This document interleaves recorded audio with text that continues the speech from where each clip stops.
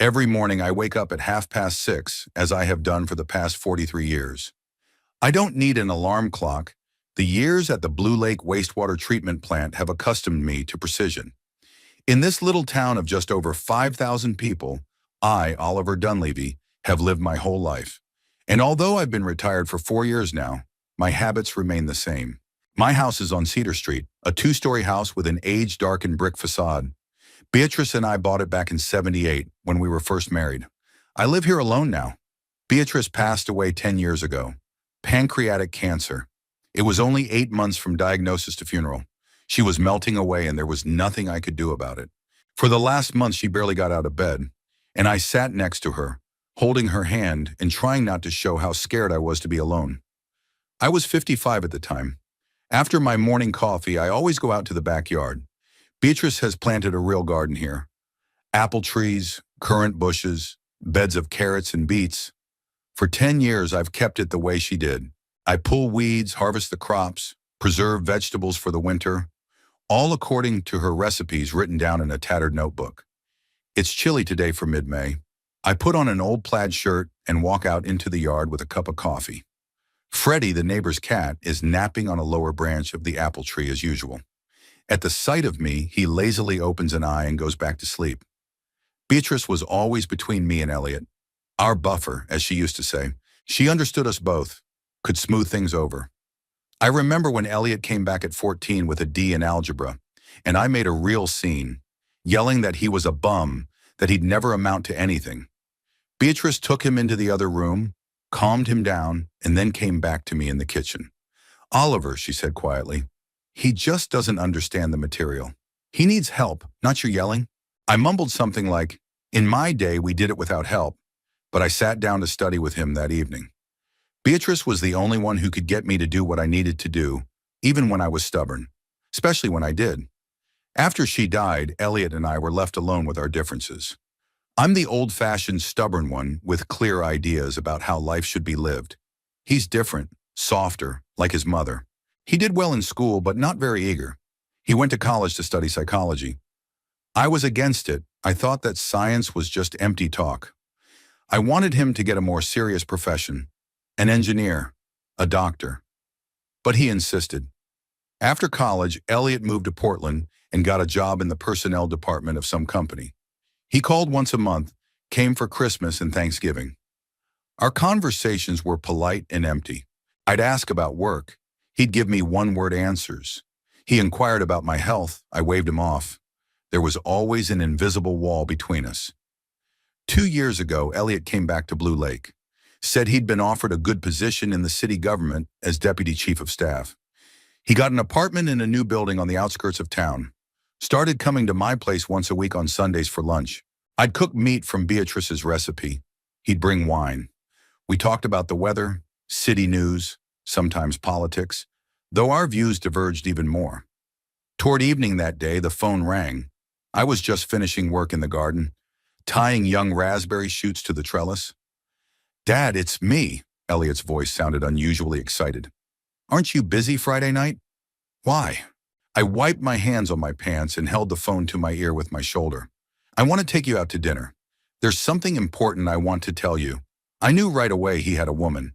40 years of working with people, I've learned to read between the lines. "I'll be at your place at 7, I said. "Can I bring you anything?" No, just show up." On Friday, I wore my only decent suit, the dark blue one I had once worn when I married Beatrice and buried her. It had gotten a little tight in the shoulders over the years, but it still looked decent. He wore a maroon tie, a 60th birthday present from Elliot. His son's apartment was in a new building on Lake Street. 5th floor, intercom, concierge in the lobby. All these modern frills. In my day, people just knocked on the door. Elliot opened right away, as if he'd been standing outside the door waiting. He was in a light-colored shirt, looking excited and happy. "Come on in, Dad. Meet Penelope." She stood at the kitchen island, a skinny girl with short blonde hair and big brown eyes. Looked about 25, no more. Too young for my 38-year-old son. "Hello, Mr. Dunleavy," she smiled, extending her hand. "It's so nice to finally meet you. Elliot has told me so much about you." Her hand was small and cool. I shook it, trying not to squeeze it too hard. "Hello," I said, looking her over from head to toe. She was wearing a simple blue dress, no jewelry except for a thin silver bracelet. Her fingernails were short, no nail polish. I noticed a callus on the index finger of her right hand. Like people who write a lot. The table was set for three. A bottle of wine was already open, and in the center was a platter of baked chicken surrounded by vegetables. It smelled of rosemary and garlic. "Sit down, Dad." Elliot pulled back a chair for me. "Penelope made dinner herself." "I hope you like it." She blushed a little. "It's my grandmother's recipe." I nodded and sat down. Elliot poured the wine into glasses and raised his own. "I have an announcement to make." He looked at Penelope with a tenderness I'd never seen in his eyes before. "Penelope and I have decided to get married. The wedding is in 2 months." I froze with my glass in my hand. Of course, I'd expected something like that, but not so soon. "I mean, they've only known each other how long?" "How long have you two been dating?" I asked, trying to keep my voice neutral. Almost a year," Elliot answered. "We met when Penelope came to apply for a job in the administration." "I work in the archives department," she explained. "Elliot and I often cross paths at work, and then he invited me for coffee." I sipped my wine, too sweet for my taste, and looked at my son. He looked happy but tense, as if he was waiting for a catch. "And where will the wedding be?" I asked. "We're thinking of having the ceremony by the lake," Penelope replied. "In the park, Pine Grove has a beautiful gazebo on the water, and then a small reception at the Blue Oyster. The Blue Oyster is the only decent restaurant in our town. It's where Beatrice and I celebrated our silver wedding 3 years before she got sick." "Penelope grew up in Blue Lake," Elliot continued. "Her parents live on Maple Street. Her father works as a school bus driver, and her mother works as a clerk at Foodland Supermarket." I tried to hide my disappointment. Archivist, working-class parents. Nothing special. I'd always dreamed Elliot would find a woman who was educated, ambitious, a doctor, a lawyer, a scientist, someone to lift him up, make him strive for more. And he chose a girl who seems to stay in this small town for the rest of her life, just like her parents. "Penelope graduated from Eugene College," Elliot said, as if he'd read my mind. "She majored in library and archival science. She's writing a book about the history of our town." "It's more of a hobby," the girl said with an embarrassed smile. "I collect old photos, letters, memories of old residents. Blue Lake has such an interesting history, especially the logging period in the early 20th century." I poked a piece of chicken on a fork. The meat was tender, well seasoned. "Delicious," I said, nodding to Penelope. "Thank you," she brightened. I add a little orange juice to the marinade. It's a secret ingredient. The conversation flowed on, about wedding plans, who to invite, what flowers to choose. I listened more than talked. Watch them, the way they exchanged glances, the way Elliot lightly touched her hand, the way she finished his sentences. They were happy, it was obvious. But I couldn't escape the thought that my son deserved better. All my life I'd worked to provide him with opportunities I didn't have. I wanted him to rise above being a small-town clerk, and now he's going to marry a local girl from a simple family and apparently settle here for good. After dessert, apple pie, which Penelope had also made, Elliot went out on the balcony to smoke. I knew he occasionally indulged in cigarettes, though he kept it from me. It was just Penelope and I. She was collecting plates, and I was sitting with an empty glass in my hand. "Mr. Dunleavy," she said quietly, "I know you must have imagined a different future for Elliot, but I love your son very much, and I will do anything to make him happy." I looked at her more closely. There was a determination in her eyes that I hadn't noticed before. "Have you known for a long time that I was against it?" I asked bluntly. Elliot didn't say anything. She shook her head. "But I've seen the way you've been looking at me all evening. The way you evaluated me. I get it. You want the best for your son. Do you think you're the best?" The question sounded sharper than I intended. Penelope put the plates on the table and straightened up. "No," she answered calmly. "I don't think I'm perfect or special. I just love him. And he loves me. Isn't that enough?" Before I could answer, Elliot came back, bringing the smell of tobacco in the evening air. "What are you two talking about?" he asked, shifting his gaze from me to Penelope and back again. Your fiancée was talking about her book, I lied, rising from the table. It's late. I have to go home. Thanks for dinner. Elliot walked me to the door. On the landing, he caught me by the elbow. Dad, he said quietly, I know what you're thinking.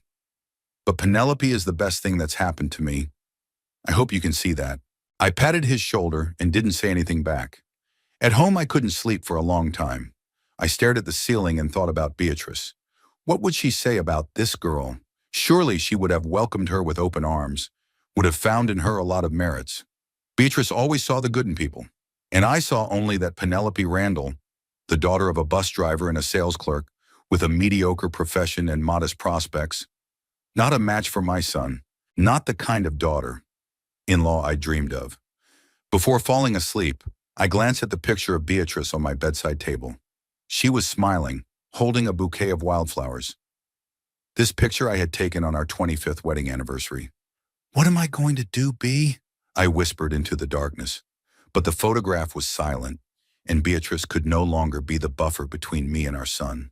2 weeks before the wedding, Elliot asked me to help move chairs from the church hall to the park. This surprised me. I thought young people nowadays order everything turnkey, hire organizers, and don't bother with such nonsense. But my son apparently decided to save money.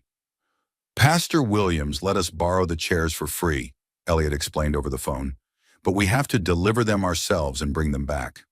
How many? I asked, calculating the amount of work. 50.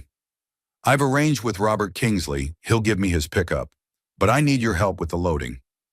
Robert Kingsley's a friend of Elliot's from school. He's a mailman, drives around Blue Lake in a blue van with a postal service emblem on it. I always thought he wasn't serious, always with the dubious jokes, the neck tattoo, and the stretched earlobes. But Elliot's been friends with him since 10th grade. Okay, I agreed. When do you need to be ready? Saturday, 9 o'clock in the morning. We'll pick you up. Saturday morning at 9 a.m. I was up and about. I had some breakfast oatmeal, drank some coffee, and started going through the tools in the garage. Little things I'd need: ropes, ties, fastening tools. Everything should be on hand. Robert's pickup, an old Ford with rusty sides, pulled up at 9 sharp. Elliot sat in the passenger seat, Robert behind the wheel, with an unchanged cigarette in his teeth. I grabbed the toolbox and sat in the back seat. Good morning, Mr. D. Robert greeted me with that familiarity that always annoyed me. Ready for your labor. Let's get going, I mumbled, buckling up. The Methodist church was in the center of town, a white wooden building with a tall steeple, built back in 1912. I hadn't been there in 10 years, not since Beatrice's funeral. She went there every Sunday. I excused myself with work. The chairs were heavier than I'd expected, solid, wooden, high-backed. It took Elliot, Robert, and me almost 2 hours to load them into the pickup, secure them, and haul them to the park. There, Penelope and her 2 friends were already waiting for us, all in jeans and t-shirts, with their hair gathered in ponytails. Good morning, Mr. Dunleavy. She waved at me as she approached the pickup. Thank you for helping out. I nodded, wiping the sweat from my forehead. The June sun was beating down mercilessly, and I wasn't used to physical labor in recent years.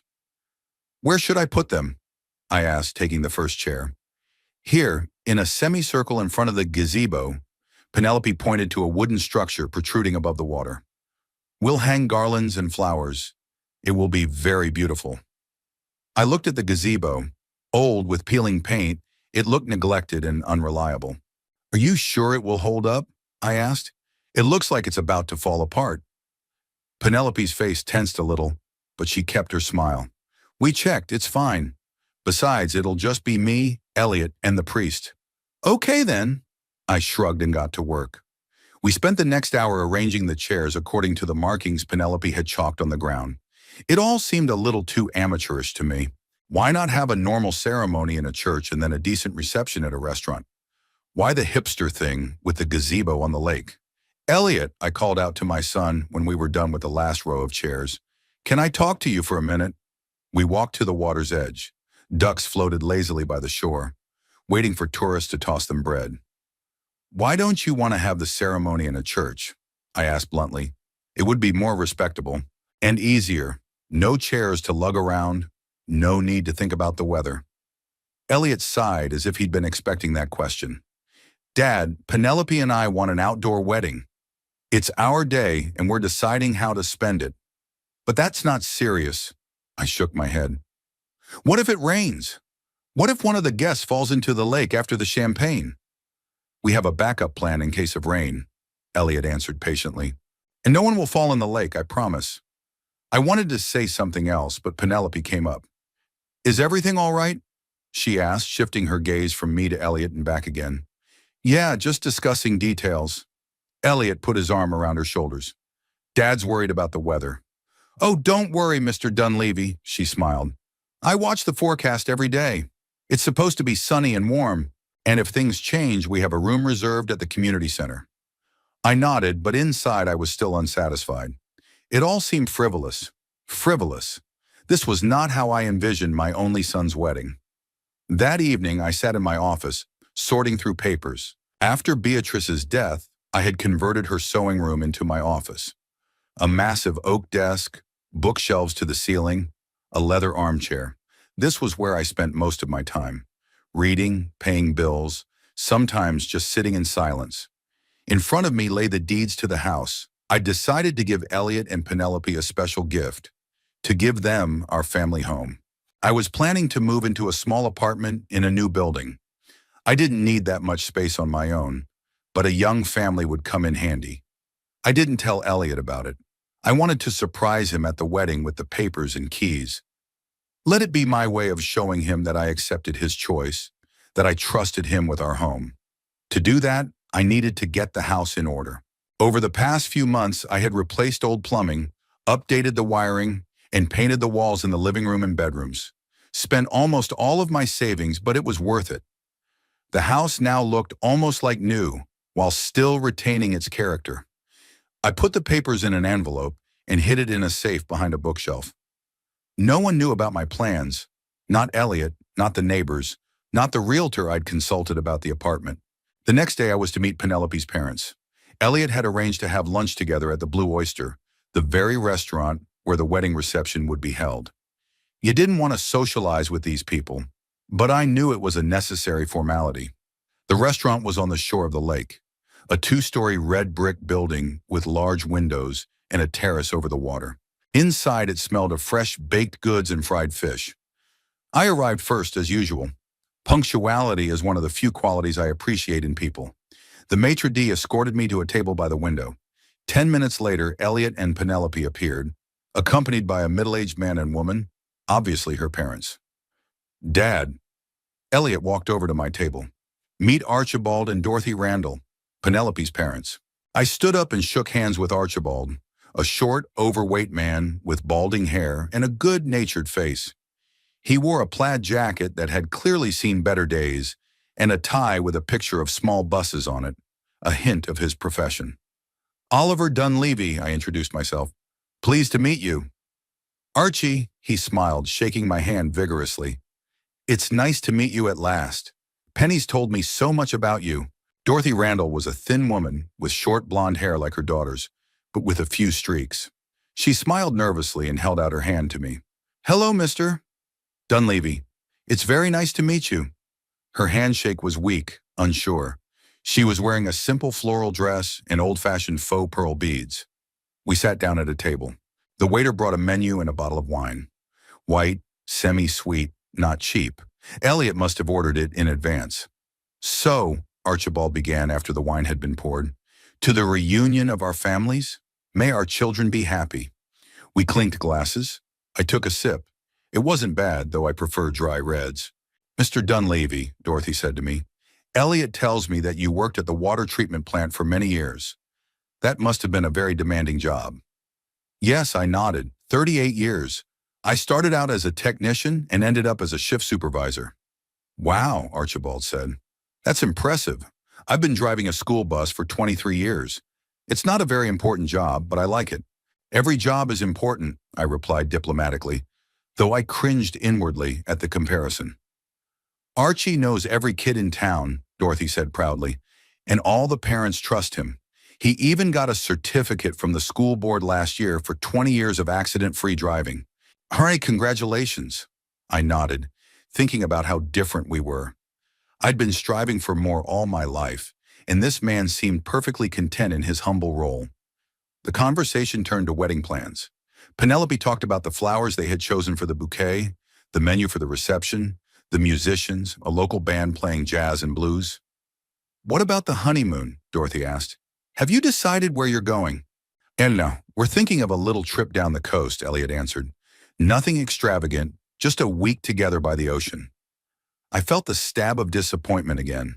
When Beatrice and I had gotten married, we'd spend all our savings on a trip to Europe, 2 weeks in France and Italy. I'd expected Elliot to want something special, memorable too. But no, just a trip down the coast like everyone else. "That's a wonderful idea," Dorothy said. "Archie and I used to go to the coast too. We rented a little house right by the beach, and those were wonderful days. The most important thing is to be together." Archibald nodded, looking at his wife with a tenderness that made me uncomfortable. They brought appetizers, shrimp and sauce, avocado salad, a bread basket. I noticed how Dorothy carefully pushed the shrimp to the edge of the plate. Apparently she didn't like seafood. Archibald, on the other hand, devoured the food with great appetite. "Mr. Dunleavy," he said to me, chewing on a piece of bread, "are you planning to remarry? How many years have you been single?" I felt Elliot tense. It was a tactless question, but I knew Archibald hadn't meant any offense. It just hadn't occurred to him. 10 years," I answered dryly. "And no, I don't plan to. I'm fine the way I am." "Oh, I'm sorry," Archibald said, embarrassed. "I didn't mean to offend." "It's all right," I said. "Let's talk about something else." Dorothy was quick to change the subject. "Elliot said you were a great gardener. You have a beautiful garden, with apple trees and berry bushes. I like to tinker with plants too, but I'm more of a flower girl. Petunias, dahlias, asters." I nodded, grateful for the new topic. "The garden is a credit to my late wife. I'm just maintaining what she created." "Beatrice was an amazing woman," Elliot said quietly. "I wish she had lived to see this day." There was silence at the table for a moment. Then Penelope gently took Elliot's hand. "I'm sure she would have been happy for you," Dorothy said with genuine sympathy in her voice. I looked at the woman more closely. Perhaps she was not as simple as she seemed at first. In her eyes, I saw an understanding and gentleness that reminded me of Beatrice. The main courses arrived: steaks for Elliot and me, fish for Penelope and her parents. The conversation turned to general topics: the weather, city news, plans for the summer. I listened more than talked, watching Penelope's parents. They were simple people. No special ambitions, no refined manners, no deep knowledge. But they had a sense of solidity, of reliability. They had lived together for more than 30 years, and by all appearances, still loved each other. Maybe there was something to it. After dessert, a blueberry pie with vanilla ice cream, Archibald suggested that Elliot and I go out on the terrace to get some fresh air and talk man to man. I reluctantly agreed. It was cool on the terrace, with a light breeze coming off the lake. Archibald took a pack of cigarettes out of his pocket. "Do you mind?" he asked, nodding at the cigarettes. "No," I answered. "I used to smoke myself. I quit when Beatrice got sick." "Aha, I tried to quit too," Archibald sighed, lighting a cigarette. "But it doesn't work. I've cut down to 5 cigarettes a day, though." Elliot took a cigarette too. I'd never seen him smoke, though I knew it was his habit. "Mr. Dunleavy," Archibald began after the first puff, "I realize that Dorothy and I are probably not exactly what you expected for your son. We're simple people. No higher education, no great accomplishments." "Archie, don't," Elliot began, but the man stopped him with a gesture. "No, let me talk. Mr. Dunleavy, I know how it is. My older brother's a doctor, and when his son decided to marry a girl from the trailer park, he was furious. But you know what? They've been together for 15 years and they're happy, because they love each other." I was silent, not knowing what to say to that bluntness. "Our Penny is a good girl," Archibald continued. "Dorothy and I couldn't give her much, but we taught her to be honest, hardworking, and kind. She loves Elliot with all her heart, and he loves her. Isn't that the main thing?" He looked at me with such sincerity and hope that I was embarrassed by my arrogance. "I think you're right," I said after a pause. "The important thing is that they're happy." Elliot looked at me in surprise, as if he couldn't believe what he was hearing. I didn't add that I still thought his choice was a mistake, that he could have found someone more suitable. This was neither the place nor the time for such talk. When we returned to the table, the women were animatedly discussing some wedding details. Dorothy was writing something down in a small notebook. Penelope was showing pictures on her phone. "Have we solved the question of music?" Archibald asked, sitting down next to his wife. "Yes," Dorothy nodded. The Blue Notes had agreed to play for half the usual price as a gift. Their bass player had gone to school with Penny. I thought about how intertwined everything was in our little town. Everybody knows everybody. Everybody helps everybody. Maybe that's an advantage. After lunch, we said goodbye in the parking lot. Archibald shook my hand again vigorously. "It was nice to meet you, Mr. Dunleavy. I hope to see you again before the wedding." "Oliver," I said, surprised at myself for saying it. Dorothy smiled and hugged me lightly, almost weightlessly. "Thank you for this lunch, Oliver. And for your son, he's a wonderful young man." I nodded, not knowing what to say to such directness.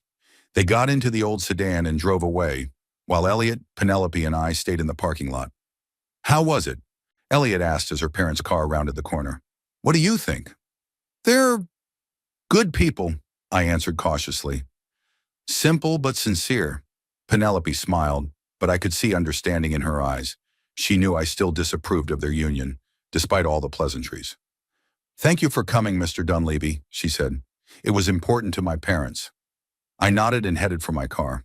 On the way home, I thought about how different people and their ideas of happiness could be. For Archibald and Dorothy, happiness is their humble home, a job that is fulfilling, and love for each other. For me, on the other hand, it has always been about achievement, growth, moving upward. What's better? I didn't know, but I firmly decided that I would gift the house to Elliot and Penelope, regardless of my attitude toward this marriage. After all, it's his life and his choice. And the house is a memory of Beatrice, and she would want a family to live in it, to have the sound of children's laughter. In the evening, I sat in my study for a long time, going through old photographs. Here's Beatrice holding newborn Elliot. Here are the three of us at a picnic by the lake. Elliot is about 5 years old, laughing as he shows me a fish he just caught. Here's his high school graduation, him in his robe and square cap, Beatrice and I at his sides, proud and happy. So many years have passed, and now my son is marrying a girl I don't think is worthy of him. But maybe I'm wrong. Maybe I'm too fixated on social status, education, career. Maybe Archibald is right, and the most important thing is love? I didn't know the answer, but I knew I had to give the house to Elliot, as a symbol of continuity, as part of his mother's legacy. Even if I didn't approve of his choice, I couldn't stand in the way of his happiness. Beatrice would never forgive me for that. The day before Elliot's wedding, the weather was overcast. Low clouds hung over Blue Lake, threatening to rain any minute. I looked out my kitchen window, stirring my morning coffee, and thought that nature was mirroring my mood. The phone rang at exactly 8 in the morning. Elliot's name popped up on the screen. "Good morning, son," I answered, holding the phone to my ear. "Hey, Dad," Elliot's voice sounded tense. "Listen, I need your help. Can you be at the park by 10 o'clock? I need to check on the gazebo and secure the awning in case it rains." I looked out the window at the overcast sky. "Of course I will. Should I bring some tools?" "Yeah, if that's okay. Hammer, pliers, maybe a drill." "Robert and I will be there at 9 o'clock, start setting up." I got everything I needed, had breakfast, and was at the park by 9:30. Robert's pickup truck was parked at the entrance, with a couple other cars nearby. I parked and walked to the gazebo on the lake where the ceremony was to take place. The gazebo was at the far end of the park, on a small wooden platform protruding above the water. On normal days, this was where fishermen cast their rods and tourists took pictures with the lake as a backdrop. But Elliot and Penelope had decided to turn the place into a wedding venue. As I got closer, I saw Elliot with Robert and a couple other guys trying to pull a large white tent over the space in front of the gazebo. Penelope was standing nearby, holding a clipboard with some diagrams on it. She was wearing jeans and a sweatshirt, her hair gathered in a careless bun. She didn't look like a bride who was getting married tomorrow. "Good afternoon, everyone," I said hello as I approached the group with the toolbox. "Dad!" Elliot turned around. "Thanks for coming. We need to secure the awning so that it can withstand even strong winds." I looked around at the structure they were trying to install. 4 metal poles with a thick fabric stretched between them. It didn't look secure. Is that all you've got? I asked. I'm not sure these poles are strong enough. Omakum, we rented from a company that specializes in wedding accessories, Penelope replied. They said it could withstand winds up to 17 meters per second.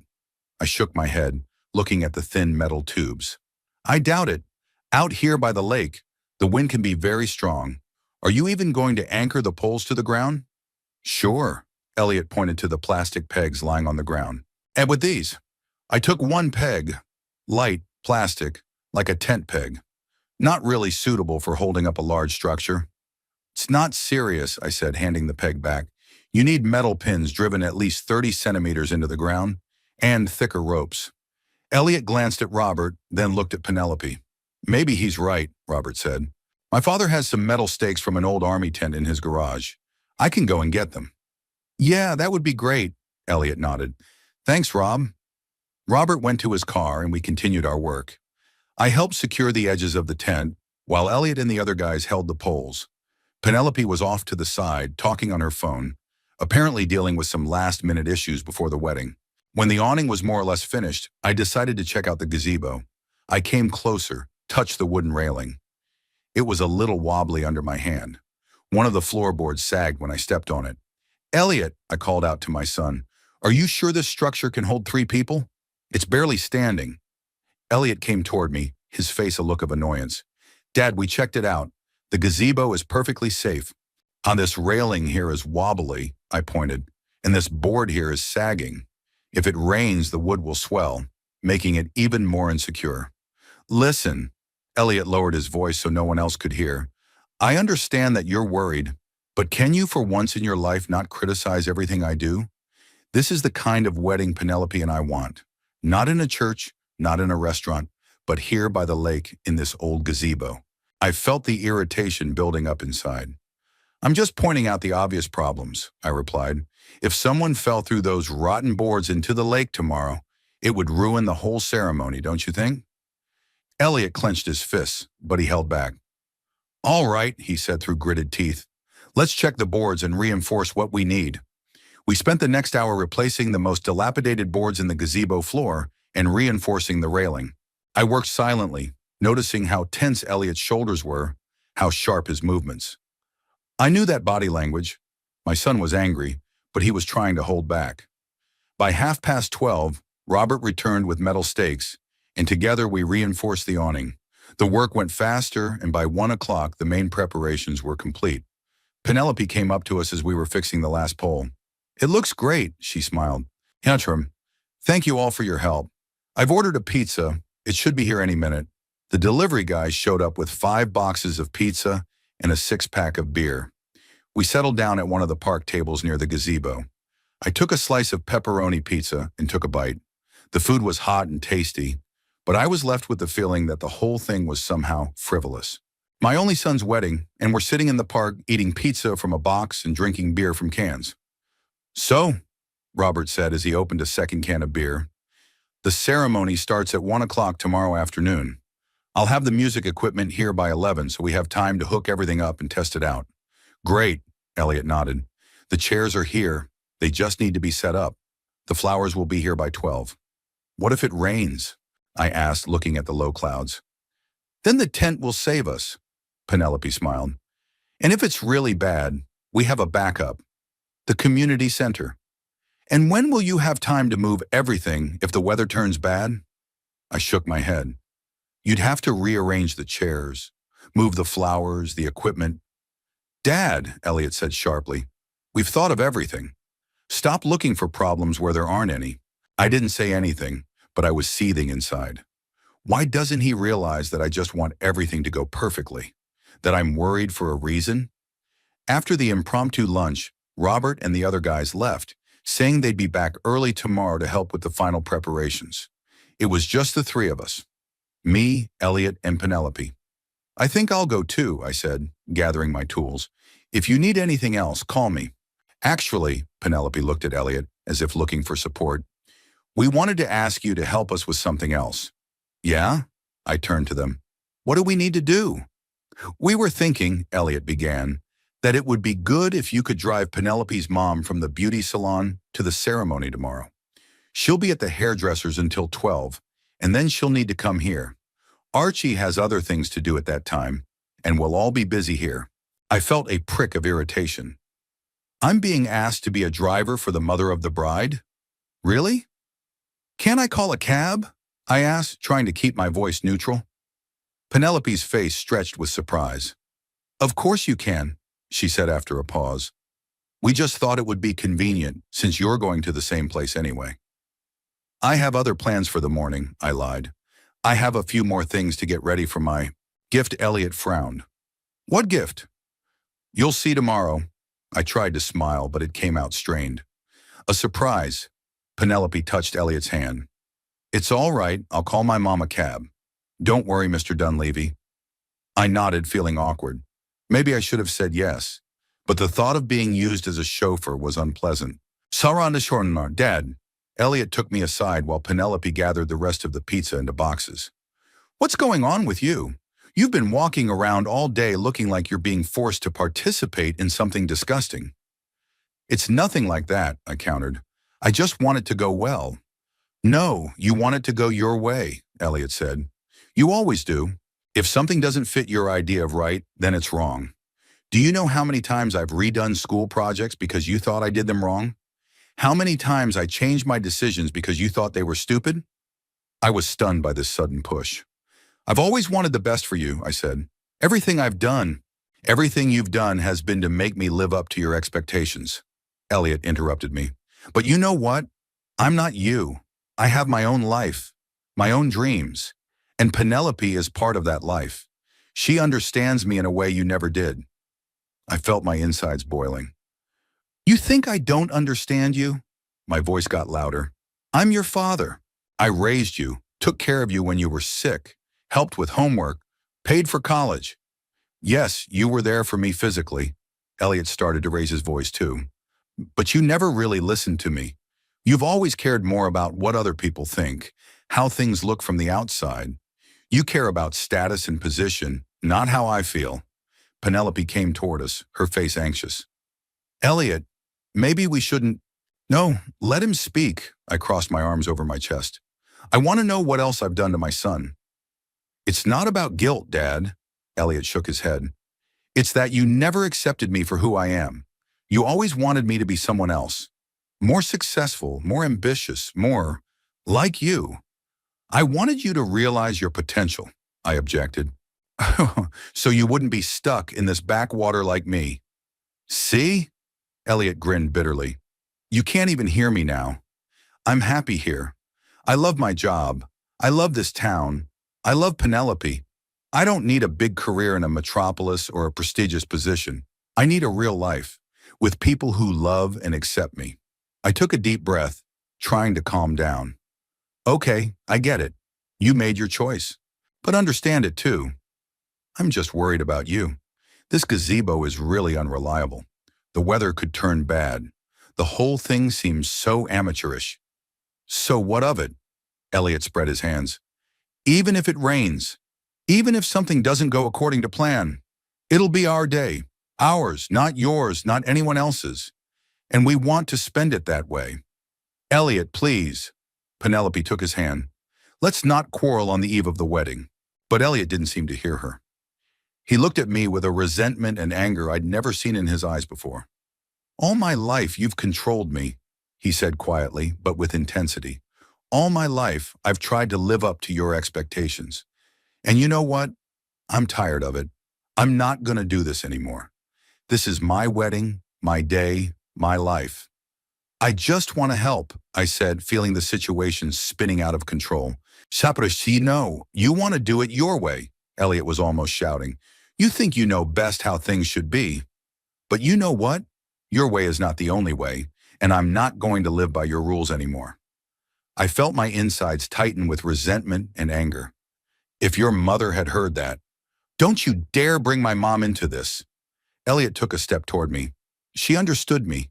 She accepted me for who I was. She would have supported my choice, my wedding, my bride. Don't speak for Beatrice, I said through gritted teeth. You don't know what she would have said. I do, Elliot shook his head, because she loved me unconditionally. Not like you do, with your eternal, if only you thing. I felt like I was losing control of myself. What do you know about love?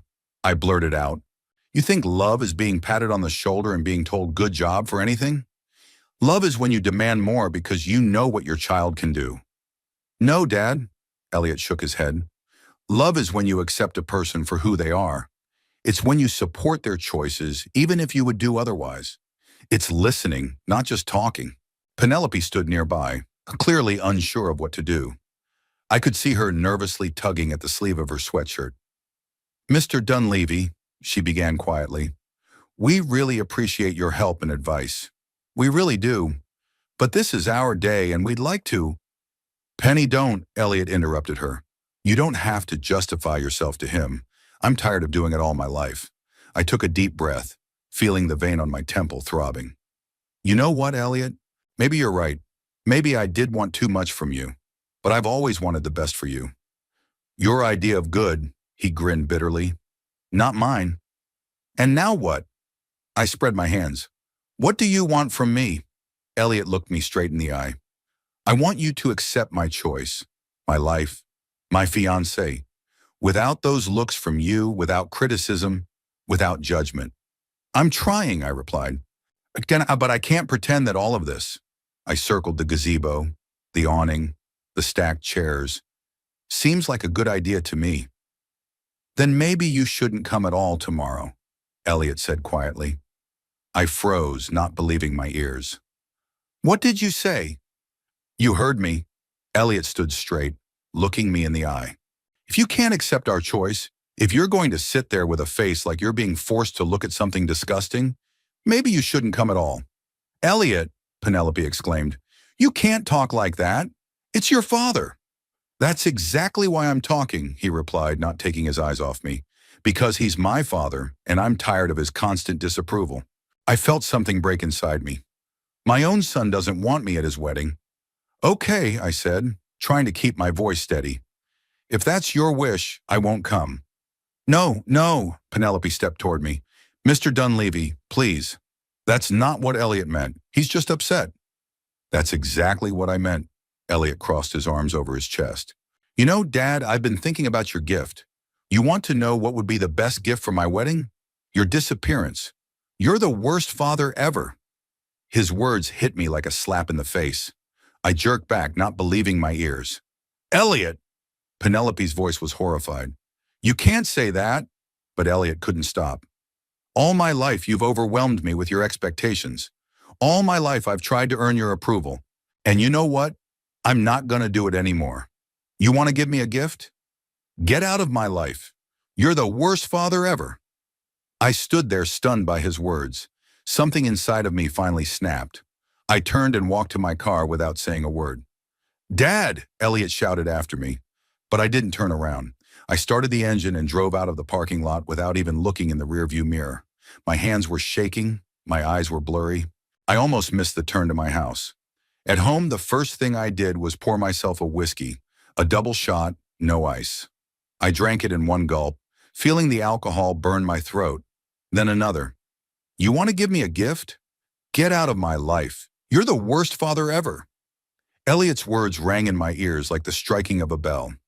I sank into the living room chair, staring unseeingly in front of me. Maybe he was right. Maybe I really was a bad father. Too demanding, too critical, not understanding enough. Beatrice always said I put too much pressure on the boy, that I needed to give him space to find his own way. But I thought I knew better, that without the right direction, he'd lose his way, not realize his potential. And the result is that my son doesn't want me at his wedding. He thinks I'm the worst father ever. I sat like that for hours, immersed in bitter thoughts. The phone rang several times. Probably Elliot or Penelope, but I didn't answer. When it got dark, I went out into the yard. The garden I had so carefully maintained over the years now seemed alien. The apple trees, the currant bushes, the beds of vegetables, all I had kept in memory of Beatrice. But maybe it was time to let go of the past. I went back into the house and took the deeds to the house out of the safe. The very ones I was going to give Elliot and Penelope for their wedding.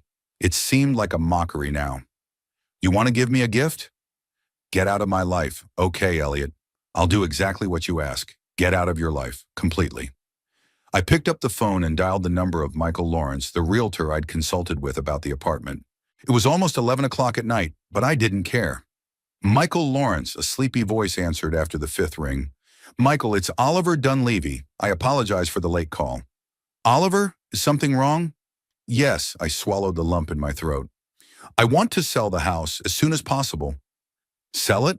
Michael sounded surprised. But I thought you were going to give it to your son. There's been a change of plans, I said sharply. According to him, how long will it take to sell if I drop the price 20% below market value? At that price, Michael thought for a moment, a week, maybe 2. I have a couple of clients who have been looking for a house in your neighborhood for a while. That's great. I want to start the process right away. Oliver, it's almost midnight. Maybe we should sleep on the idea and... No, I interrupted him. I've made up my mind. I'll be at your office tomorrow morning to sign the necessary papers. Would 9 o'clock be okay? Yes, of course, Michael sighed. I'll be waiting. I hung up the phone and returned to my chair. The decision had been made. I would sell the house, pack my things, and leave Blue Lake. I'll start a new life somewhere where there are no memories, no disappointments, no son who thinks I'm the worst father in the world. After all, it's his wish. Get out of my life. Well, I will honor that request, completely and irrevocably. The morning of the wedding day was sunny, with not a cloud in the sky. Ironically, it was cloudy yesterday when we set up the rain cover, but today it was like nature was mocking my mood. I was up all night. I sat in my study, going through old photos, letters, documents, everything that had accumulated over decades of living in this house. Some I put away in a to-go box, some I threw in a garbage bag. Beatrice wouldn't have approved of such a ruthless purge, but she wasn't here. I was the only one making decisions now. At 7 in the morning, I showered, shaved, and put on a fresh shirt and pants. Not the suit I'd prepared for the wedding, but regular everyday clothes. I brewed coffee and drank it, standing at the window and looking out at the garden that would no longer be mine. At 8:30, I left the house, got in my car, and drove to the realtor's office. Michael Lawrence was already waiting for me, a tall man in his 50s with a neatly trimmed beard and attentive eyes. He opened the door of his agency as soon as I pulled up. Good morning, Oliver, he said, shaking my hand. Are you still sure about your decision? More than sure, I replied, stepping inside. The office was small and functional. 2 desks, a few chairs, a computer, a printer. On the walls hung pictures of houses that the agency was selling or had already sold. I've prepared all the documents, Michael said, pulling a folder out of a desk drawer. As we discussed yesterday, the price is 20% below market value. At that price, we'll find a buyer very quickly. I looked over the papers, signed where he indicated. The process took about an hour. There were more forms, applications, declarations. All the while, Elliot's words were in my head. Get out of my life. You're the worst father ever. By the way, Michael looked away from the computer where he was entering data from my documents. I thought today was your son's wedding? Yes, I answered briefly. And you're not going? Not going. No. Michael obviously wanted to ask something else, but the look on my face changed his mind. I see, he said, though he clearly didn't understand. Well, we're done with the formalities. I'll be contacting potential buyers today. Like I said, at this price, you won't have to wait long. Okay, I got up from my chair. Here's my new phone number. I'll disconnect the old one. Michael looked at me in surprise. You're changing the number. And where are you moving to, if it's not a secret? I haven't decided yet, I lied. In fact, I had already chosen a place, the small coastal town of Haven Beach, 200 kilometers south of Blue Lake. Last night, I found a small house for rent on the internet and called the owner. Well, good luck, Oliver. Michael held out his hand to me. I'll do my best to make the sale go quickly and smoothly. I shook his hand and left the office. It was warm and sunny outside. People were hurrying about their business, not paying attention to me. Some smiled, some frowned. Everyone was busy with their lives. I looked at my watch. 10:20. Elliot's wedding would start at 1 o'clock. I wondered if he expected me to show up, or after what he said yesterday, would he be only too glad to see me absent? Instead of driving home, I went to the bank. I needed to withdraw cash, enough to live on for a few months until the sale of the house was finalized and the money was deposited into the account. In addition, I wanted to cash out a small deposit I was holding for unexpected expenses. I had to wait at the bank. There were several people ahead of me. I sat on a plastic chair in the waiting area, looking at the people around me. A young mother with a child, an elderly couple, a businessman with a briefcase. Ordinary people with ordinary concerns. I wondered if any of them also had broken relationships with their children. When I finally got to the window, it was already 11:30 on the clock. My account transactions took about half an hour. After leaving the bank with an envelope of cash, I headed to the cell phone store. I want to buy a new phone and SIM card, I told the counselor, a young guy with a trendy haircut and a brightly colored shirt with the company logo on it. Shinairi, of course, sir. What kind of phone are you interested in? We have the latest models of smartphones. The simplest, I interrupted him. I just need to make calls and occasionally text. The guy looked a little disappointed. Apparently, he was hoping for a big commission from the sale of an expensive gadget. Well, this model will probably work for you. Basic functionality, reliable battery. I paid for the phone and a new SIM card, asked to activate it immediately. It took another 15 minutes to transfer some contacts from the old phone. Just the essentials, like the bank and the realtor. I didn't transfer Elliot's number. It was about 1 o'clock when I got home. My son's wedding ceremony was to begin at that time. I pictured Elliot standing in the gazebo over the lake, Penelope walking toward him in her white dress, their friends and family smiling. Will anyone ask where the groom's father is? What will Elliot answer? I pushed those thoughts away and focused on packing. I pulled 2 large suitcases out of the closet, opened the closet, and began methodically folding clothes. I took only the essentials, a few shirts, pants, sweaters, underwear, socks. Everything else I could buy at the new place or do without it. Of my personal belongings, I took only a few pictures of Beatrice. Not the ones of me and Elliot together, but just her one. My work awards, diplomas, certificates, all of it was left lying in my desk drawers. Who needs them now? Around 2 o'clock in the afternoon, my old cell phone rang. Elliot's name popped up on the screen. I watched the phone vibrate on the desk and didn't move from my seat. After the 6th ring, the call stopped. A minute later, a message came through. Dad, where are you? We're waiting for you. So despite the fight last night, he was still waiting for me at the wedding. Well, the greater the effect of my disappearance. That's exactly what he asked for, isn't it? You want to give me a gift? Get out of my life. I turned my phone off without answering the message and continued packing. By 4 o'clock, I was completely ready. 2 suitcases stood by the door, cash and bank cards in my wallet, and a new phone in my pocket. I walked around the house one last time, saying goodbye to each room. This is where most of my life had been. Elliot was born and raised here. This is where Beatrice died. In the bedroom, I stopped in front of her picture on the bedside table. I'm sorry, B, I said out loud. I couldn't be a good father to our son. Maybe he'll be better off without me. The picture was silent. Beatrice smiled her eternal smile, frozen in time. I went down to the kitchen, wrote a short note, and left it on the table. Elliot, I have honored your request. The house is for sale. Goodbye. Dad. Short and clear, unemotional. The final touch was to disconnect all the utilities in the house except the electricity. I left it on for showings to potential buyers. Gas, water, internet. All this I disconnected in advance, having made the necessary calls last night. At 5:30, I loaded the suitcases into the trunk of my old Ford, got behind the wheel and drove out of the yard without looking back. In the back seat was a box of papers and a few personal items I didn't want to entrust to the suitcases. Driving out of Blue Lake, I passed a park where a wedding was taking place. The celebration was apparently in full swing. Music was coming from the parking lot. Garlands and a white awning were visible. I didn't slow down, just drove past, looking straight ahead.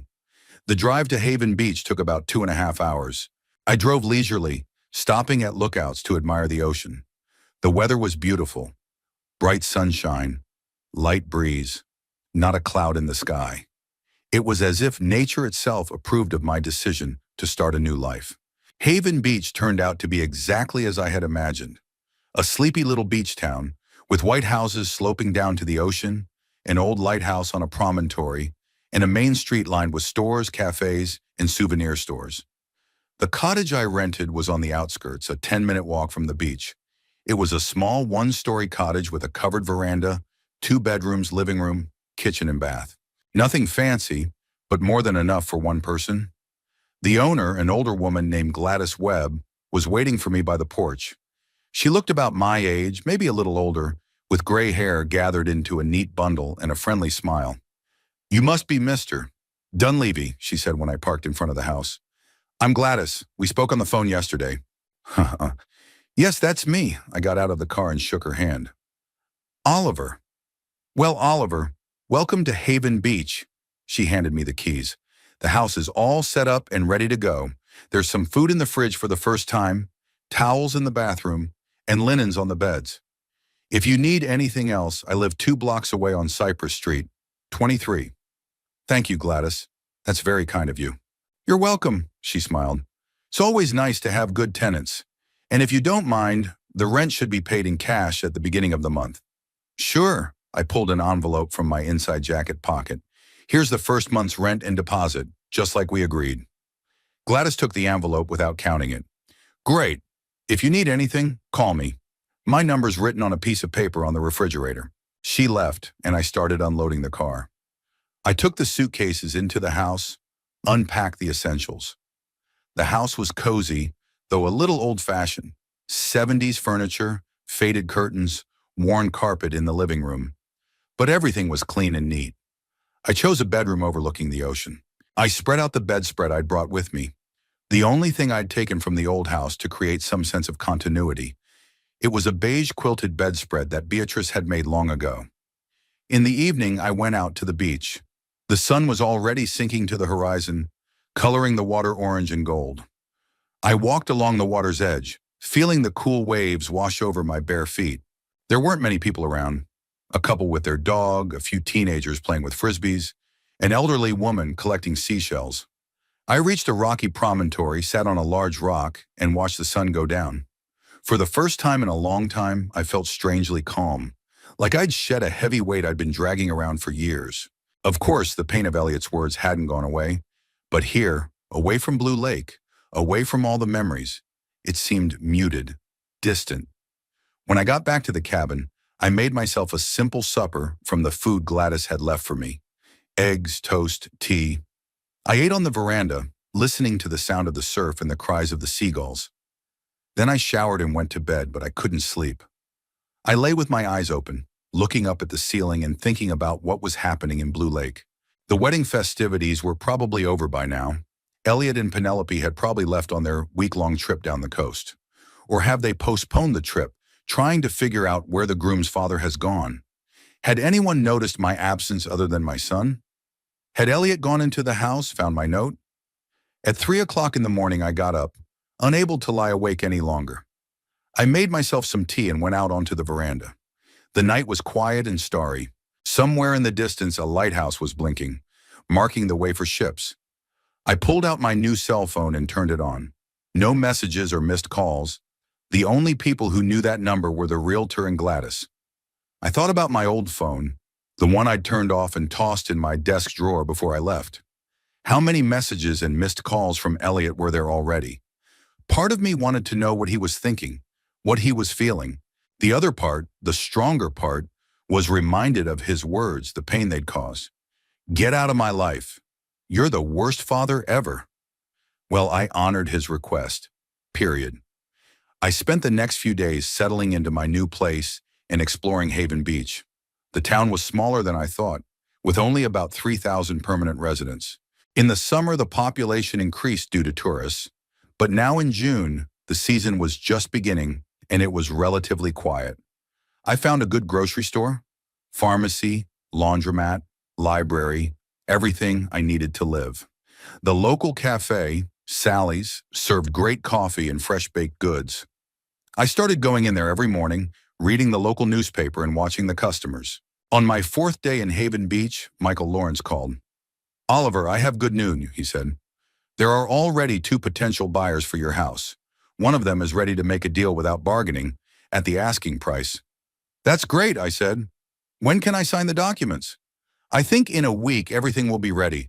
I'll send the papers to you by courier for your signature. Great, I'll be waiting. I gave him my new address and hung up. Soon the house will be sold. I wonder what Elliot will think when he finds out. Will he realize I'm serious? That I wasn't coming back? That same evening, Gladys came to visit me. She brought a homemade blueberry pie and a bottle of local cider. I thought I'd come by and see how you were settling in, she said, walking into the kitchen and setting the pie on the table. It's often lonely for new residents at first.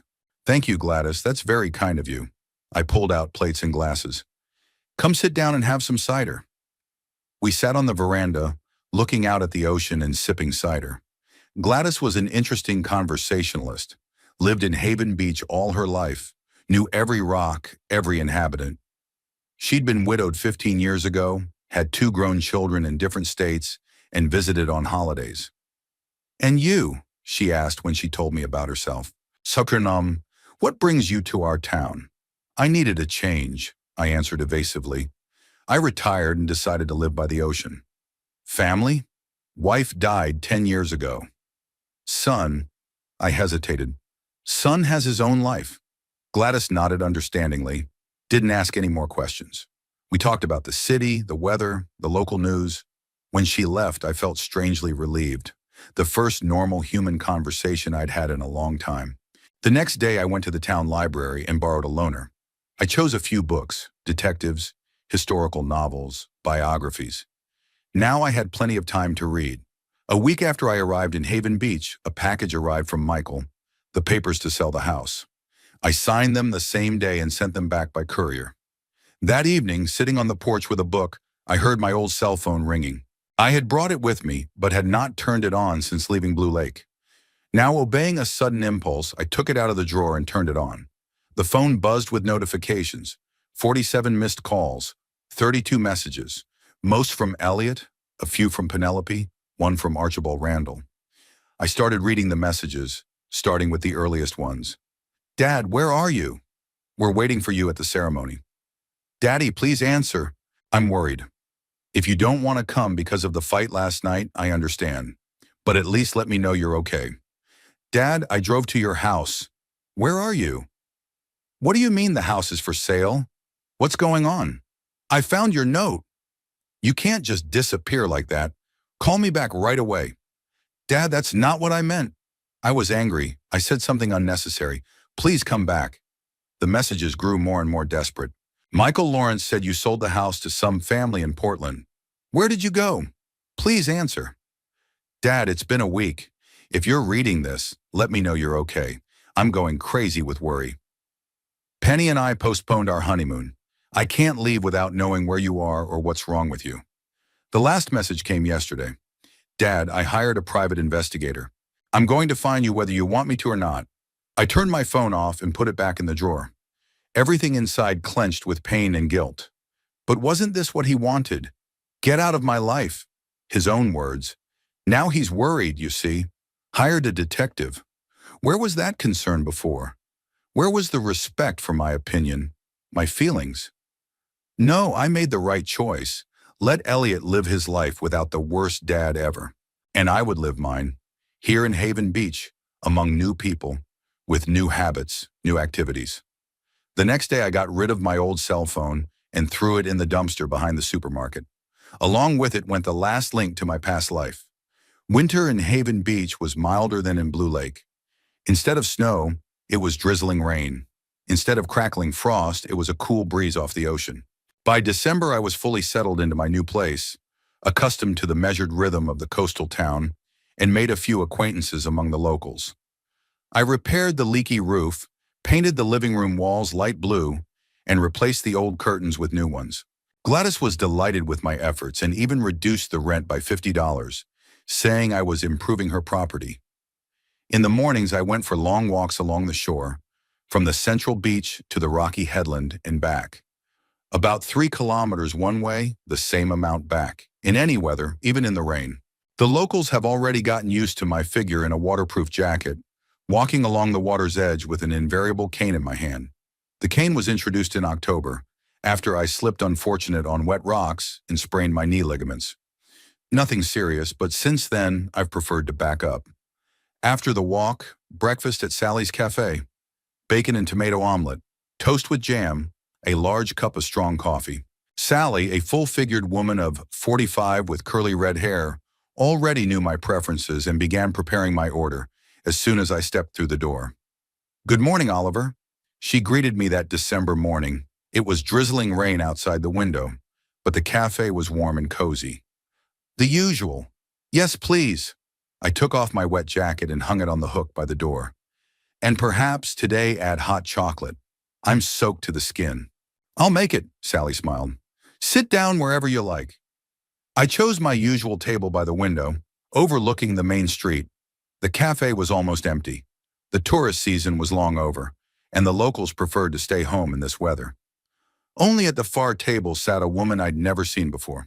She was in her 60s, with neatly styled gray hair, wearing an elegant gray sweater and pearl earrings in her ears. She was reading a book, taking an occasional sip from her cup. Sally brought my order, and I delved into the newspaper. The local news was sparse. Someone had won a Christmas decorating contest at home. The school was preparing its annual winter play, and the city council was discussing pier repairs. I turned the page and suddenly heard a quiet shriek. When I looked up, I saw that the woman at the far table was staring at her coffee, drenched book in confusion. "Oh no," she mumbled, trying to blot the pages with a napkin. "How clumsy of me." I got up and walked over to her table. "Let me help you," I said, pulling a clean handkerchief from my pocket. "Blot the pages, don't rub them. It'll be less smudgy." She looked at me gratefully. "Thank you." I don't know how I managed to knock the cup over. I saw the cover of the book, Charlotte Bronte's Jane Eyre. "Good choice," I nodded at the book. "One of the best works of English literature. Have you read it?" She looked up at me with gray eyes that flashed with surprise. "Of course I have." More than once I smiled. My late wife adored the Bronte sisters. We had a shelf full of their works at home. "Mine too," she laughed softly. "My husband always made fun of my love of classic novels. He said that in the 21st century, it was time to read something more modern." "And what did you say?" "That good literature has no expiration date." She held out her hand to me. "I'm Virginia Holt. I just moved to Haven Beach." "Oliver Dunleavy," I shook her hand. "Sorry, I'm a relative newcomer too. Moved here from Blue Lake 6 months ago." "Blue Lake? That's not very far from here." She pointed to a vacant chair across the hall. "If you're not in a hurry, have a seat. It's always nice to meet a new neighbor." I sat down and we talked for almost an hour. Virginia was a former literature teacher who had moved to Haven Beach from Seattle after her husband died. She had bought a small house on C Street, just a block from mine. "My kids insisted I move in with them," she said as we drank our second cup of coffee. "I have a son and a daughter, both of whom live in Seattle, but I didn't want to be a burden. And after 40 years of teaching in noisy classrooms, I wanted some peace and quiet." "I understand," I nodded. "Quiet is what we all want in the end." "Do you have children, Oliver?" she asked, and I felt something squeeze inside me. "A son," I answered briefly. "He stayed in Blue Lake." Something in my tone must have told Virginia not to pursue the subject. She tactfully turned the conversation to books, and we discussed our favorite works for a long time. From that day on, we met regularly at Sally's Cafe. Sometimes we planned in advance. Sometimes we ran into each other by chance. Virginia turned out to be an educated and interesting conversationalist, with a subtle sense of humor and a broad outlook. She was not intrusive or overly talkative, which I especially appreciated. In mid-December, she invited me to Christmas dinner. "It's no big deal," she said, slightly embarrassed. "I just thought you might not want to spend the holiday alone." I agreed, even though I usually avoided any festivities. After Beatrice's death, Christmas had become just another day on the calendar for me. Virginia's house turned out to be small but cozy, a living room with a fireplace, a kitchen, 2 bedrooms, a study filled with bookshelves. Everything was in perfect order, and at the same time it felt like living here, not just storing things. Dinner was excellent. Turkey with cranberry sauce, mashed potatoes, roasted vegetables, and for dessert, a family recipe apple pie. We drank red wine and talked about everything in the world: books, movies, travel, memories. "How long have you been widowed?"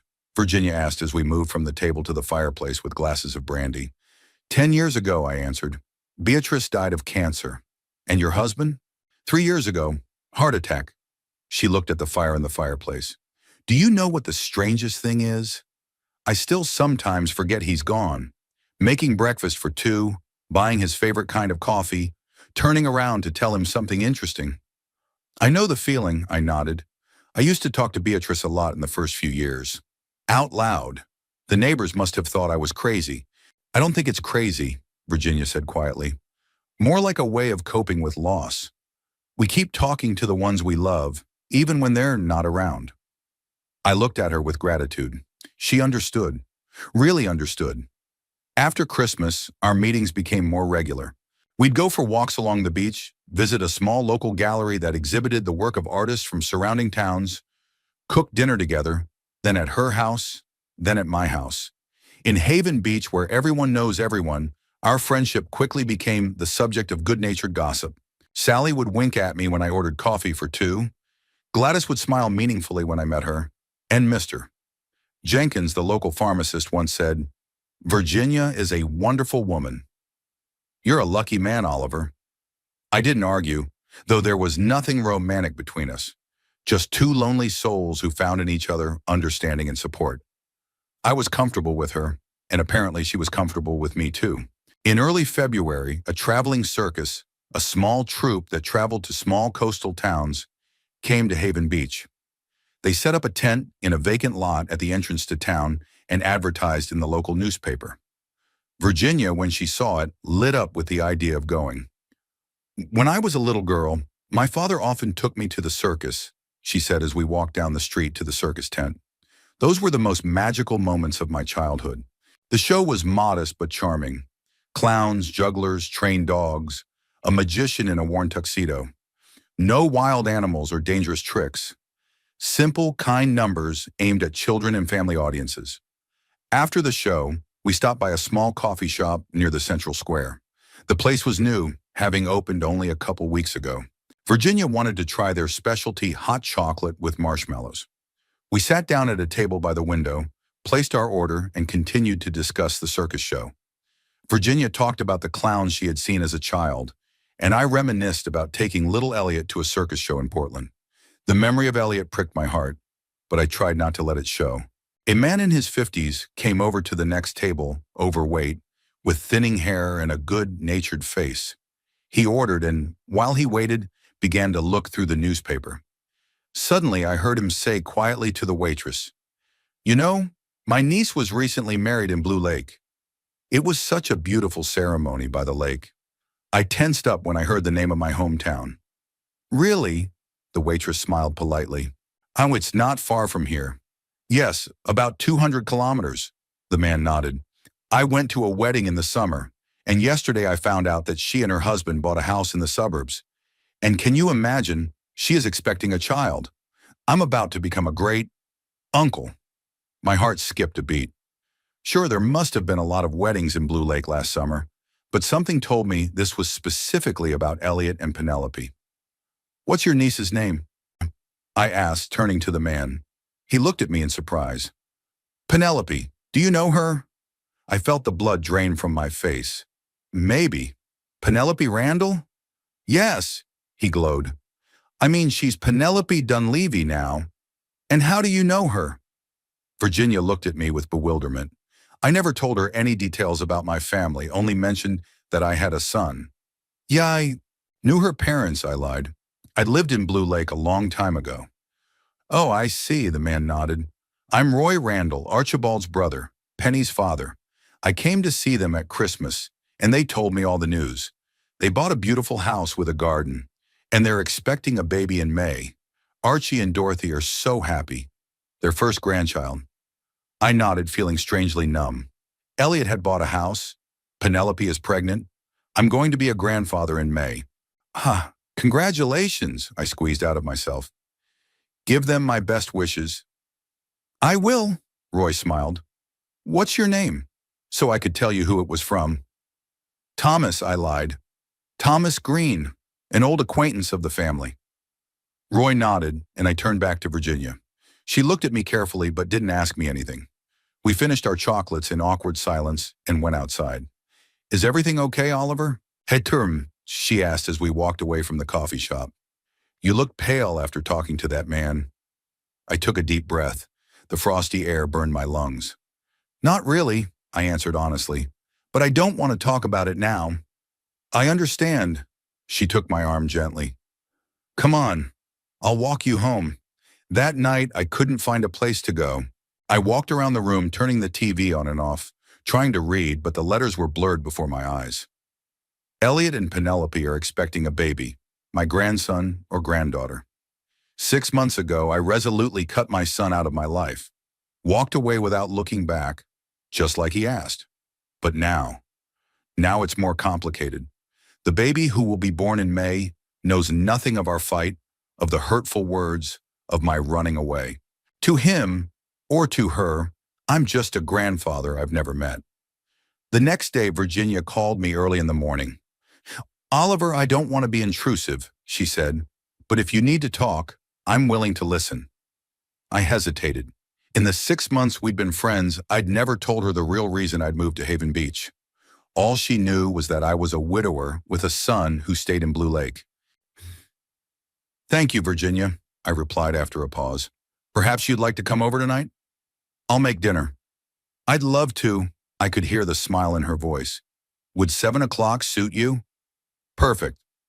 I spent the rest of the day thinking about my situation. Part of me wanted to go to Blue Lake immediately, to find Elliot, to make peace, to be a part of his life and the life of his unborn child. The other part, the part that still remembered his cruel words, protested. Why should I make the first move? He kicked me out of his life. He should apologize. By evening, I had set the table on the veranda, despite the chilly weather. I turned on the heater, lit candles, opened a bottle of good red wine. I prepared steaks with mushroom sauce and potato gratin, a dish Beatrice had taught me. Virginia arrived at 7 sharp with a bottle of wine and a small box of homemade cookies. Wow, she said when she saw the table set. What a sumptuous dinner. I hope you enjoy it. I helped her take off her coat and escorted her to the veranda. We ate, drank wine, talked about nothing. When dinner was over and we moved on to coffee, I finally made up my mind.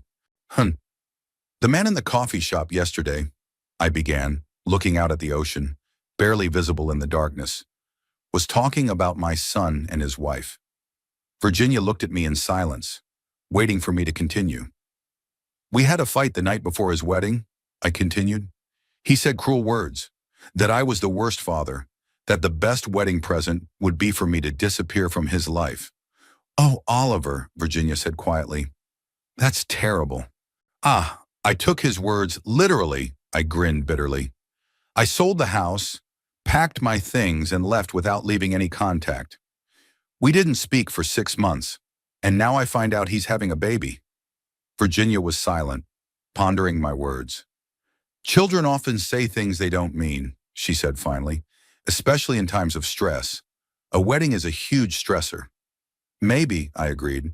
But the words have already been said, and I've already made my choice.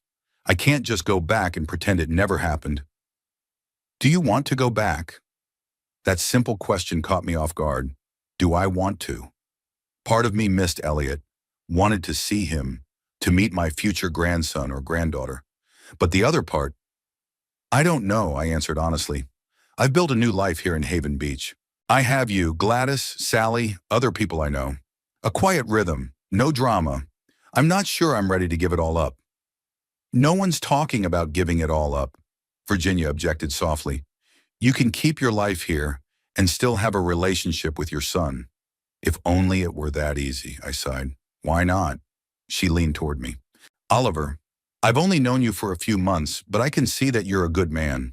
Wise, kind, caring. I'm sure you've been a good father, despite what your son said in a moment of anger. I felt a lump come up in my throat. No one had said those words to me since Beatrice died. Maybe you're right, I said quietly. But I'm not ready to make the first move. My pride won't allow it. Virginia thought for a moment, then her face brightened. What if you wrote a letter? She suggested it. Not to Elliot, but to your future grandson or granddaughter. A letter that he or she would read when they grew up. The idea caught me, A letter to a child who hasn't been born yet.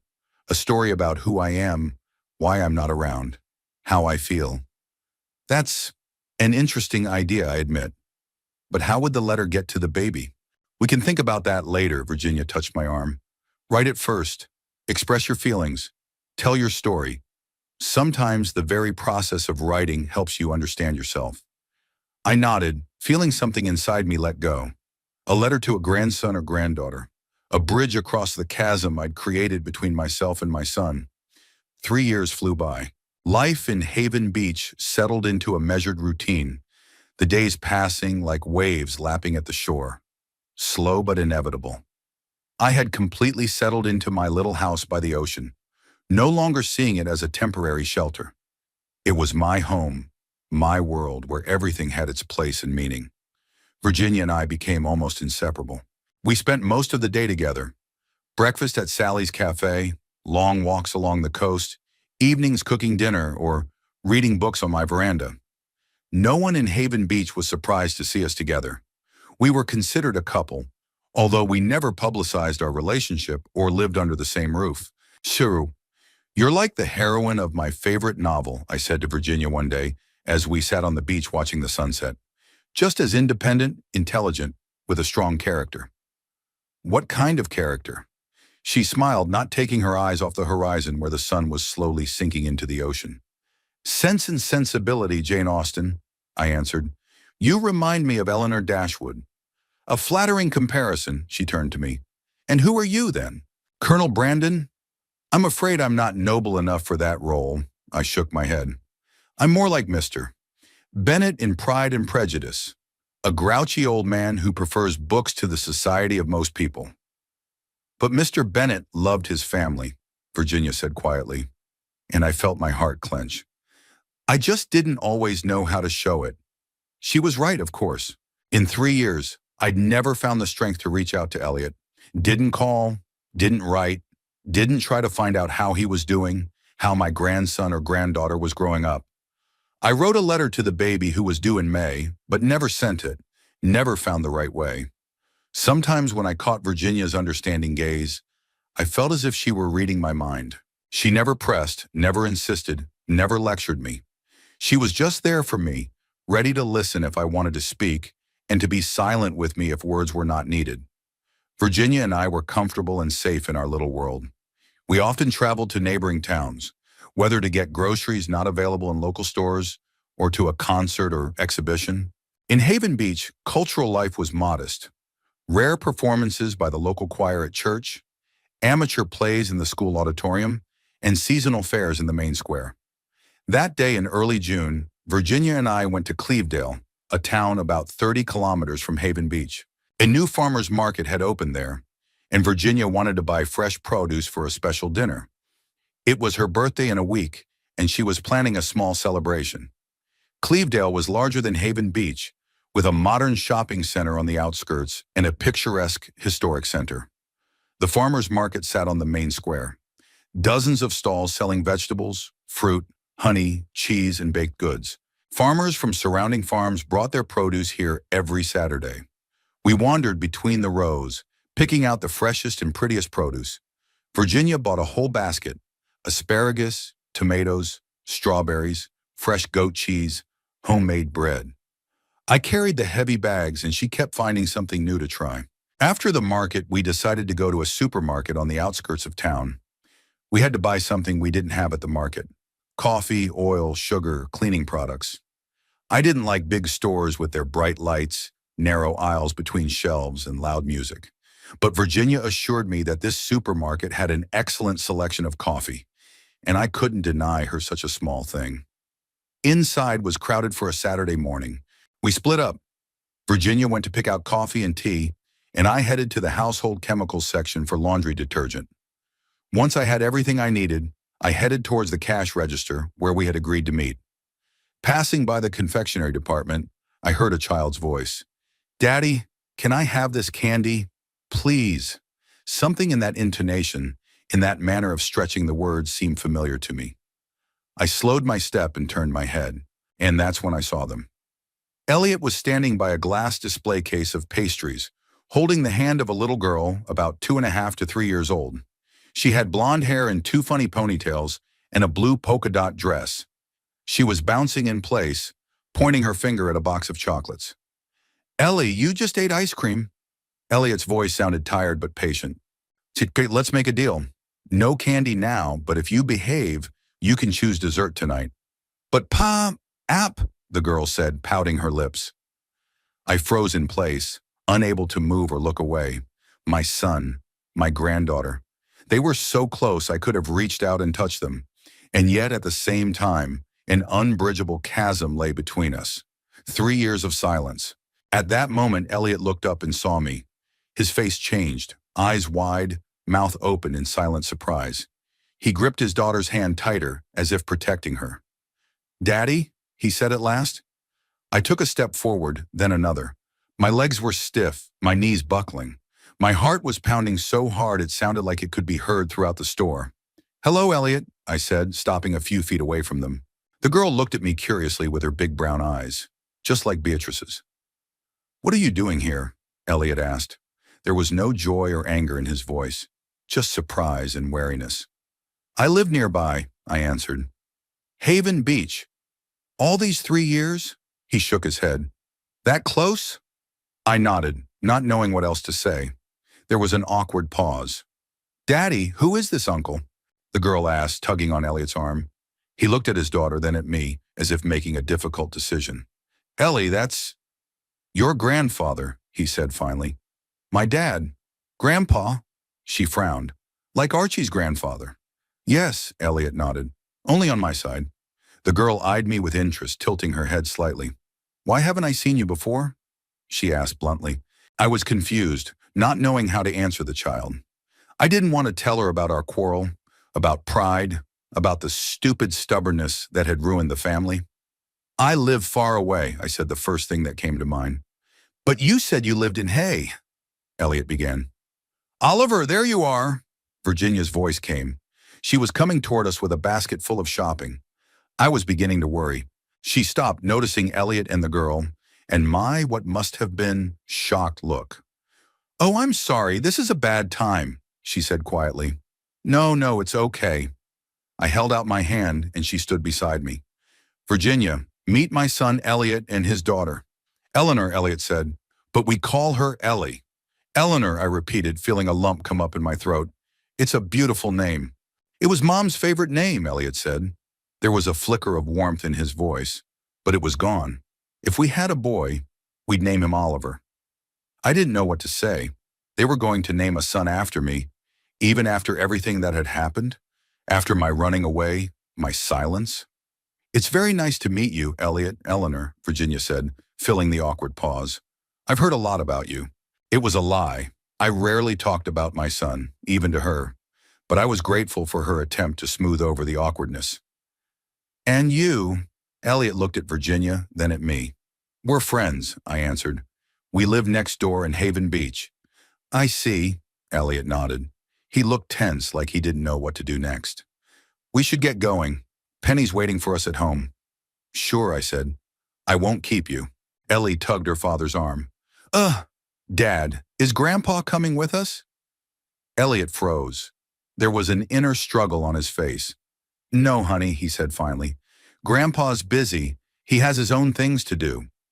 I felt a stab of pain. So simple, so decisive.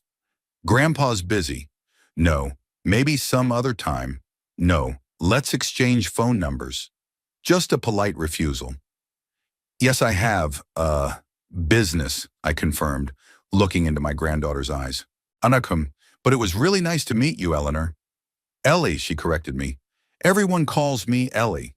"Ellie," I repeated, smiling. "It's a very pretty name. And you're a very pretty girl." She smiled back, showing little white teeth. "We should go." Elliot took his daughter's hand.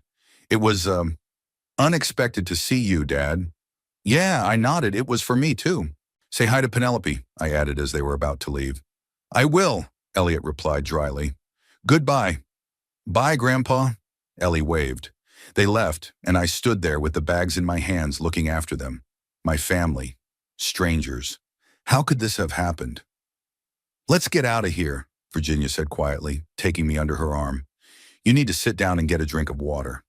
We paid for our purchases and walked out into the parking lot. I got behind the wheel, but I couldn't start the car. My hands were shaking. Virginia silently took the keys from me and sat in the driver's seat. All the way to Haven Beach, I stayed silent, staring out the window. Ellie's face was in front of me, so curious, so open, so innocent. My granddaughter, my blood. And to her, I'm just an old stranger she met at the supermarket. At home, Virginia made tea and sat next to me on the couch. Do you want to talk about it? Maya, she asked. I don't know what there is to say. I shook my head. It's obvious. I lost my son, and I didn't even know my granddaughter for the first 3 years of her life. But now you do, Virginia said softly, and maybe it's not too late to make things right. You saw his face, I objected. He doesn't want to see me, doesn't want me to be a part of their lives. And maybe he's right. Oliver, Virginia took my hand. Hannah, of course he was shocked. Meeting a father you haven't seen in 3 years at the supermarket isn't something you can prepare for. Give him time to think about this meeting. Maybe he'll contact you himself. How? He doesn't even know where I live. You told him you live in Haven Beach. If he wants to find you, it's not that hard. I nodded, but inside I didn't believe Elliot would make the first move. Too much time had passed. The wound was too deep. The next day I pulled the letter I'd written 3 years ago for my unborn granddaughter out of the drawer. I reread it, made a few changes. Now I knew I had a granddaughter, not a grandson. I knew her name. Dear Eleanor, when I wrote the first version of this letter, you had not yet been born. Now you are 3 years old and I finally saw you, by chance, in a supermarket. You were so beautiful in your blue dress, with your ponytails and curious eyes, just like your grandmother Beatrice, whom unfortunately you will never know. I described our meeting, how she looked, what she said. I wanted her to know that someday, when she grew up, that I had thought of her, that I had noticed her resemblance to Beatrice, that I had memorized every detail of our brief meeting. After much deliberation, I decided to send the letter through Roy Randall, Penelope's uncle, whom I had met by chance 3 years before. I remembered that he lived in Clevedale. Finding his address was not difficult. There were only 2 R. Randalls in the directory. I sealed the letter in an envelope, wrote for Eleanor Dunleavy when she turned 16, and set off for Clevedale. Roy's house turned out to be a small, 1-story building with a well-kept garden on a quiet street. I knocked on the door, hoping he was home. The door was opened by the same man I'd met at the coffee shop 3 years ago. He looked almost the same, except he had less hair on his head and more wrinkles around his eyes. Yes? What can I do for you? He asked, clearly not recognizing me. Hello, Mr. Randall, I began. We met a few years ago at a coffee shop in Haven Beach. You told me about your niece Penelope and her husband Elliot. He frowned, trying to remember. I'm sorry, but I don't remember. It doesn't matter, I interrupted him. I wanted to ask you a favor. To give this letter to Eleanor when she grows up. I handed him the envelope. He took it, looking at the inscription. Do you know my grandniece? He asked suspiciously. I am her grandfather, I answered bluntly. Oliver Dunleavy. Elliot's father. His eyes widened in surprise. But Elliot said that his father disappeared. I know. He is, I sighed. We had a fight before his wedding. I walked out of his life just like he asked. But I want my granddaughter to know the truth someday. The whole truth, not just what she might be told. Roy looked at me questioningly. I don't know if I should get involved in family matters. You're right, I nodded. I shouldn't ask you to do that. I'm sorry to bother you. I turned to leave, but he called out to me. Wait! I didn't say I wouldn't help. It's a complicated situation. He looked at the envelope in his hands. So you want me to give this to Ellie when she turns 16? Yes, I confirmed. Not before, when she's old enough to understand. Roy thought for a moment, then nodded slowly. Good. I'll keep the letter and pass it on when the time comes. But I have to warn you, if Elliot finds out about this, he might be very unhappy. I understand the risk, I said, and I'm grateful for your help. I held out my hand and he shook it after a moment's hesitation. You know, Roy said, not letting go of my hand, Ellie often asks about you, ever since that meeting at the supermarket. Asked why Grandpa doesn't come to visit, like Archie's grandfather. I felt my heart clench. And what does she say? That you live far away, Roy shrugged. That you have your own life. You can't explain a lot of things to kids. I nodded, feeling the bitterness of those words. My life. Yes, I do have a life of my own. A quiet, measured life, with Virginia, with my books, with walks along the ocean. But is it complete without my family, without my son, without my granddaughter? Thank you again, I said. And if you see Ellie, tell her what Grandpa thinks of her. Roy nodded, and I left, feeling strangely relieved. At least Eleanor would know the whole story someday. Not now, not soon, but she would. Back in Haven Beach, I went straight to Virginia's house. She met me on the doorstep as if she'd been expecting me. How was it? She asked as she let me inside. I gave the letter back, I answered. Roy promised to keep it until Ellie turned 16. That's good, she smiled softly. What about Elliot? Don't you want to contact him directly? I shook my head. No, you saw him yesterday. He doesn't want to see me. And I understand that. Too much time has passed. Too many resentments have built up. Some bridges can't be rebuilt once they're broken. Virginia sighed but didn't argue. She knew me well enough to know when I had made my final decision. Then I suggest we have dinner, she said, changing the subject. I made your favorite chicken pot pie. Over dinner, we talked about nothing. About the new book Virginia had started reading, about the pier repairs that had finally been completed, about the upcoming summer festival in Haven Beach. Ordinary, everyday topics that form the backbone of our measured lives. Later, as we sat on the veranda of her house with glasses of wine, looking up at the stars, I broke the silence. You know what the strangest thing is? I always thought that if I ever saw Elliot again, I would feel anger, resentment, hurt. But yesterday, I didn't feel any of that. Just sadness and regret for lost time. Maybe it's a sign that you're ready to forgive and move on, Virginia suggested. Maybe, I nodded. But moving on will have to be done alone, without him. Not alone, she said quietly, covering my hand with hers. I'm here for you. I looked at her with gratitude. Virginia had become my support, my anchor in this new life.